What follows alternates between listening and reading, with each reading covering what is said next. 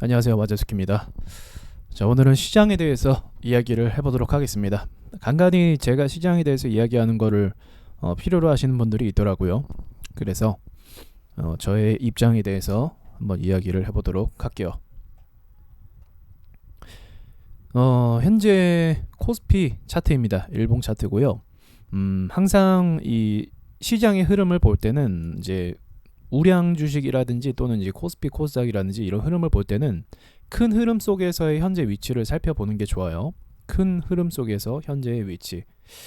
자, 그러면은 현재는 수렴 단계라고 볼 수가 있을 것 같아요. 수렴 단계. 그죠? 이 수렴 단계가 서서히 되고 있고, 수렴 단계의 특징은 이 위아래의 변동성이 조금씩 약해진다라는 게 있거든요. 그러니까 조만간 변곡점에 맞닥뜨릴 것이고, 이 변곡점을 위로 뚫어주느냐 또는 밑으로 밀리느냐, 이 차이가 있는데 이 상황에 대해서는 우리가 지켜봐야 된다라는 거겠죠. 그렇다면 어떤 기준을 잡는 게 굉장히 중요한데, 보다시피 바닥을 다지는 이 밑에 부분 있잖아요. 그러니까 코스피는 2000포인트에서, 그러니까 밑에 거부터 하면은 1980포인트에서 2000포인트 사이겠네요. 네, 이 포인트를 지켜주고 이 포인트 위에서 가격이 머물게 되는지 그것을 지켜보는 게 중요하겠습니다. 자, 큰 흐름으로 봤을 때 국내 증시의 적정한 증시 포인트는 이 1900선 근방이라고 볼 수가 있겠죠. 네, 1900선 근방에서 상승했다가 좀 더 크게 볼게요. 조금 더 크게 보면은 계속적으로 이제 올라오죠. 이 올라오는 거는 기업들의 시가총액이 커지기 때문에 그렇습니다. 그러니까 기업들이 발전하고 매출을 발생을 하고 그리고 더 많은 투자가 유치가 되고 그런 종합적인 걸로 인해서 이 종합 지수가 올라가게 되는 거예요. 수치가. 잠깐만요. 저 알림 꺼야겠다.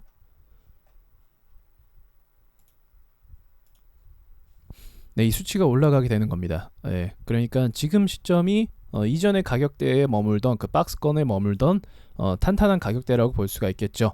네, 하지만 이 증시라는 게 결국은 위로 계속 올라가 주는 그림이 나와야 이 기업들의 시가총액이나 이런 경제 부분이 그래도 활성화가 됐다라는 걸 이야기하는 거예요. 이게 없지 않아.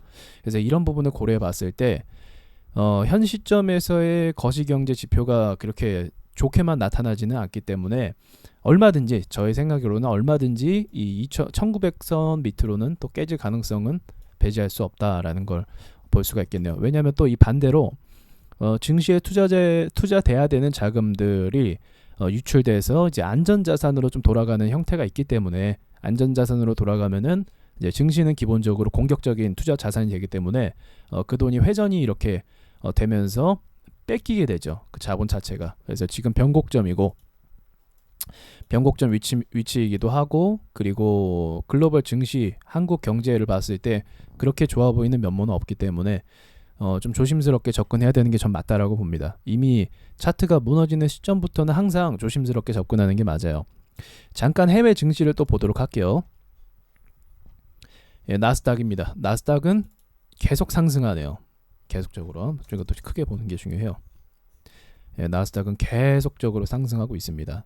참 이것도 예전에 이제 서브프라임 사태 때 이후로 이게 미국이 굉장히 위기설이 돌았거든요. 미국 자체의 경제에 굉장히 이제 미국도 넘어가는 거 아니야? 중국이 이제 차지하는 거 아니야? 이런 얘기를 했었는데 역시는 미국은 미국이네요. 이렇게 지금 거품 경제라고 하긴 하지만 그래도 계속적인 상승 추세를 이어가서 얼마 전에 꺾일 때 제가 다시 올라오기 힘들 거라고 했잖아요. 그럼에도 불구하고 완전 제 말을 다 무시해버리면서 이렇게 올라오는 기이한 현상까지 일어나고 있습니다. 그러니까 투자 자본들이 미국에서 실망 자금이라고 할 수 있겠죠. 이제 추세가 깨지고 이탈하면서 이제 실망을 한 투자자들이 다시는 미국 증시에 이제 돌이키지 않을 그러니까 이제 한번 투자해서 이렇게 고점에서 실패를 하면 다시는 이제 미국 증시에 대해서 조심스럽게 볼 수가 있는 거잖아요. 저 역시도 그랬고. 근데 그럼에도 불구하고 계속적으로 상승해서 올라갔다라는 건 이거는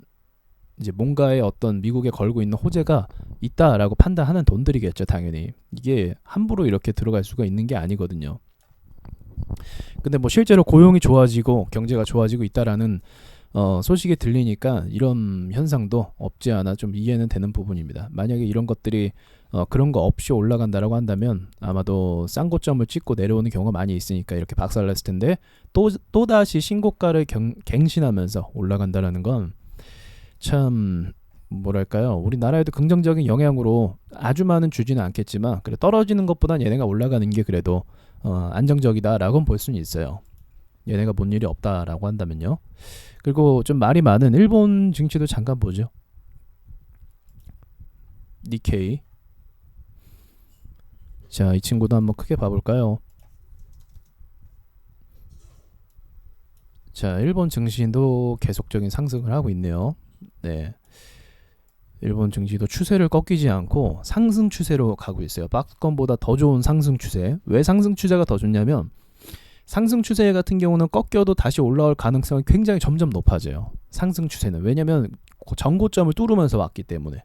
뚫고 뚫으면서 오기 때문에 더 좋은 분위기라고 볼 수가 있습니다. 횡보하다가 올라간 거랑 좀 달라요. 우리나라 증시는 횡보하다 올라가서 이게 얼마든지 깰 수가 있는 거거든요. 횡보 자금이. 근데 우상향 추세라는 건 돈들이 계속 차곡차곡 쌓여서 들어오는 거예요. 횡보는 한 번에 들어온 거고. 그래서 이 차트도 보면 성격이 다릅니다. 근데 일본 지수 같은 경우는 우상향으로 계속 좋게 흘러오네요. 얘네는 별로 타격 없나 봐요. 그죠? 우리나라 지수랑은 좀 대조적인 모습이 있긴 하네요. 한국 증시랑은.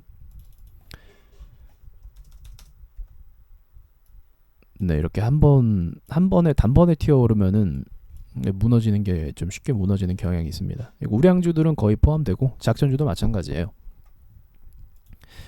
자, 이런 상황이라는 거. 그래서 지금 변곡점이라서 좀 지켜봐야 된다라고 봐요. 그래서 제가 딱히 증시에 대해서 할 말이 없는 거예요. 왜냐면 얼마 전에 좀 상승했을 하리라는 어떤 기대감을 사실 개인적으로 품고 있었거든요. 네, 전반적인 종목들이 좋아서. 근데 그 후속 종목들이 나오지 않고 또 여러 가지 글로벌 악재가 한국의 어떤 대외적인 악재가 끼다 보니까 이게 우리 기대치를 그렇게 충족시켜 주지는 흐름으로 가지는 못했다라고 볼 수가 있겠네요.